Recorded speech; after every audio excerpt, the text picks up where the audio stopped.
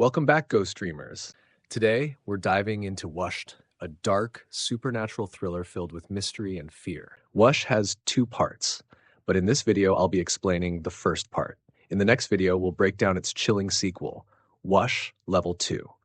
Before we start, don't forget to hit that subscribe button for more spine-tingling recaps. All right, turn down the lights. It's time to meet Vash.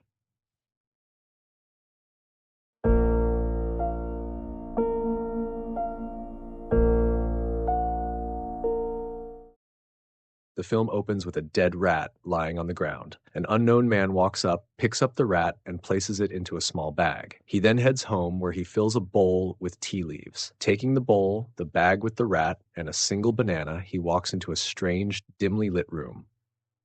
In the next scene, we meet Atharva, a pilot, waiting outside a college to pick up his daughter, Arya. When Arya arrives, they drive home together. On the way, Arya tells her father that she wants to go on a trip with her friends. Atharva isn't sure if he should allow her to go, but Arya keeps insisting. Their conversation continues at home, where we also meet Arya's mother, Bina, and her younger brother, Ansh. Even during dinner, Arya keeps asking for permission to go on the trip. Finally, Atharva agrees, but only under a few conditions. She must share the names and phone numbers of all her friends, and she must keep her live location turned on at all times. Reluctantly, Arya agrees. Then Atharva suggests that before Arya goes on her trip, the family should spend some time together at their farmhouse. The next day, they all set out on the family trip. On the way, they stop at a small restaurant and order. Everyone starts eating except Arya. She refuses to eat the food because it's too oily. Meanwhile, Atharva goes to buy himself a cup of tea, but realizes he doesn't have 10 rupees in change. A stranger nearby offers to pay for the tea. The man introduces himself as Pratap. When Atharva tries to pay him back, Pratap insists it's fine and says it's nothing. A few moments later, Pratap comes over and sits with Atharva's family, casually starting a conversation and quickly becoming friendly with everyone. During their chat, Pratap encourages Arya to eat her food. When Arya says she isn't hungry, Pratap takes out a small box from his pocket and says it contains sugar. He tells Arya to either eat her food or take a little sugar. Arya hesitates, but then eats the sugar Pratap offers. Right after eating it, Arya starts to feel a bit strange. Pratap again asks her to eat her food, and this time, without any hesitation or complaint,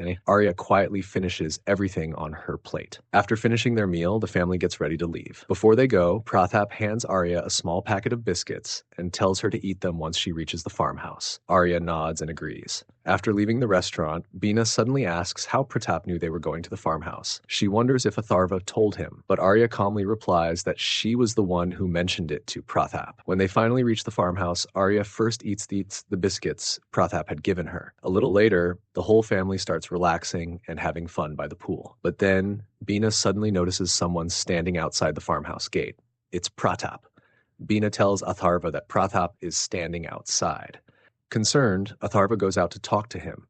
Pratap explains that his farmhouse is nearby, but his car broke down and his phone's battery is dead. He politely asks if he can use the landline in Atharva's farmhouse to call his daughter. Hearing this, Atharva agrees and brings him inside. Pratap dials a number from the landline, but the call doesn't go through. A little later, Arya walks into the living room in her wet clothes. Pratap looks at her and calmly tells her to sit. When Atharva tells Arya to go change, she refuses. But the moment Pratap repeats the same instruction, Arya silently agrees and goes upstairs. Bina is clearly uncomfortable with Pratap being there, saying it was supposed to be their family time. But Atharva insists they're just helping him and will drop him off after breakfast. Meanwhile, Arya comes downstairs and starts chatting with Pratap about her upcoming trip. But Pratap smiles eerily and tells her she won't be going on that trip. She'll be coming to his house forever, which terrifies Arya. Just then, Ansh playfully hits Arya with a ball. Pratap turns to Arya and orders her to slap her brother. Without hesitation, Arya slaps Ansh across the face. Shocked, Atharva and Bina rush over. Atharva scolds Arya, and she tells him that Pratap asked her to slap Ansh. This makes Atharva angry, and he says he'll drop Pratap after breakfast. Pratap calmly tells Arya to go and apologize to her parents for hitting her brother. In the next scene, everyone gathers for breakfast. Atharva tells Ansh to go play in his room. Arya then starts to apologize for slapping Ansh, but her parents scold her, saying they never expected this kind of behavior from her. Pratap suddenly starts interfering in their family matters, saying he knows everything about them. He then orders Arya to call her boyfriend and break up with him. Shockingly, Arya does exactly as he says. Seeing this, her parents become terrified. Bina asks Arya if she is okay. Arya softly says that she is not. But Pratap interrupts and firmly tells Arya to say that she is okay. Arya immediately changes her words and says to her parents that she is fine, just like Pratap told her. Atharva angrily tells Pratap to leave the house, but Pratap refuses. A tense struggle begins between Atharva and Pratap. Pratap tells Arya to stop her parents from sending him out. Arya suddenly starts shouting at her mom and dad, saying they shouldn't make Pratap leave. She even begins pushing her father angrily. Her behavior becomes wild and uncontrollable, like that of a mad person. Atharva asks Arya why she's stopping him from throwing Pratap out. Arya calmly replies, "Because Pratap told me to." Atharva yells that she doesn't need to listen to him, but Pratap cuts in and says, "She does." He then orders Arya to eat the tea leaves, and without hesitation, she does it. Pratap next tells her to laugh and then to cry. Arya obeys both commands instantly. Horrified, Bina asks if he has put Arya under some kind of spell. Pratap smiles and admits that he has put Arya under his control. Atharva refuses to believe him, so Pratap tells Arya to slap her father, and she does it without a second thought. Later, Pratap orders Arya to smash everyone's phones. She obeys and breaks them and also cuts the landline cable, and then Arya starts to massage his feet. Pratap tells Atharva and Veena he will take Arya with him. Her parents beg him to spare their daughter, but Pratap says they must give permission. He claims a proper send-off is needed, otherwise Arya might grow to love them again, and his control could break. He gives them an ultimatum: let him have Arya now, or he will kill them all and take Arya anyway. Atharva refuses right away. "No matter what, we will not hand over our daughter," he says. Veena pleads, "Why are you doing this to us?" Pratap smiles and says, "I am like a demon. I like seeing people suffer." Then he kicks Arya. Furious, Atharva hits Pratap. Pratap orders Arya to attack her father, but she is not able to stop Atharva from attacking Pratap. When that fails, he tells her to hit Ansh. She strikes Ansh's head. Horrified, Atharva and Veena rush to bandage him. They find Ansh's phone, but the battery is dead, so they plug it in to charge. Atharva remembers his office phone is in a bag in the hall and tells Veena that he'll find a way to get it. Then they notice Ansh has a high fever. Worried, they go to Pratap and beg him to let them take Ansh to the hospital. But Pratap was still angry because Atharva hit him. Coldly, he tells Arya to bring him a knife. He then orders her, "If your parents try to attack me again, stab them." Next, Pratap makes Atharva kneel and rub his nose on the floor as an apology for hitting him. Atharva, crying, begs Pratap to spare his family and to let Ansh go to the hospital. Pratap says he will allow it, only if they give Arya to him. Atharva offers money, but Pratap laughs and says he has more. Then Pratap forces Arya to dance. Ashamed, Atharva leaves the room. Arya keeps dancing for hours until she starts to choke. Bina brings her water. Pratap tells Arya to spill the water and then orders her to stay and guard him while he sleeps. He warns her to kill her parents if they come near, and he tells her to slit her mother's throat if she doesn't go upstairs in 10 seconds. Terrified, Bina quickly goes upstairs. Bina tells Atharva that Pratap is asleep and Arya is guarding him. So, Atharva grabs a bat to attack Pratap, but Bina tries to stop him, warning that Arya might kill him if he goes near Pratap. Ignoring her, Atharva goes to the hall to attack Pratap, but finds Arya standing guard. When Atharva comes closer, Arya whispers and begs him not to come near. Terrified, she even wets herself. Seeing his daughter like that, Atharva breaks down crying and goes back upstairs.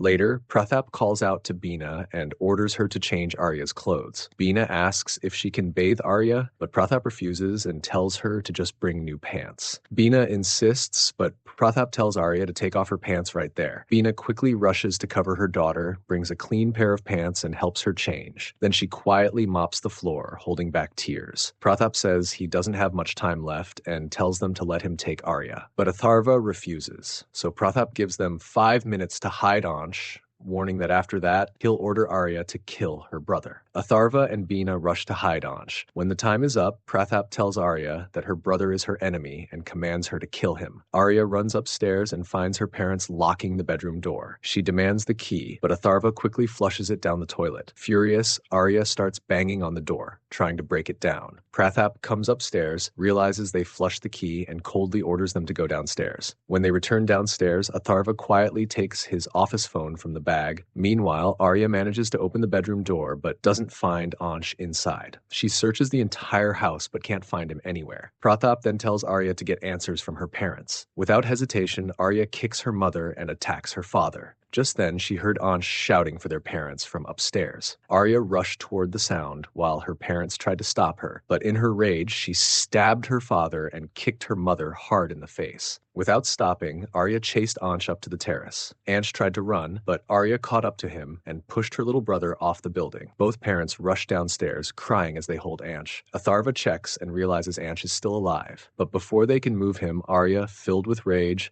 grabs a pot to kill her brother. Pratap quickly stops her and warns Atharva that if they don't agree to send Arya with him, he will make her kill Bina next, then Ansh, and finally Atharva himself. Terrified, Bina breaks down and agrees to let Arya go. Relieved, Pratap smiles and tells them to give Arya a proper farewell. Both parents hug their daughter tightly, crying uncontrollably. As they hold her, Atharva secretly slips his office phone into Arya's pocket. Then Pratap orders them to repeat his words to Arya, "We are offering our daughter to you." Sobbing in pain, both Atharva and Bina repeat the words. Pratap takes Arya and walks away, while Arya cries out loud for her parents as they helplessly watch her leave.